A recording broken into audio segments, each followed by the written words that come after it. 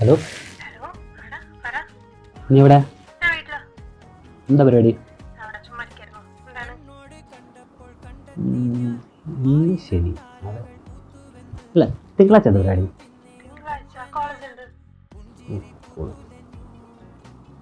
ചൊവ്വാഴ്ച എന്താ പരിപാടി? അല്ല നമുക്കൊന്ന് മീറ്റ് ചെയ്താൽ. ഞാനിങ്ങനെ ഒരാളെ പ്രേമിച്ചാലോ എന്നാലോചിക്കുക. അല്ല ഞാനേ നിന്നെ പ്രേമിച്ചാലോ എന്നാലോചിക്കുക.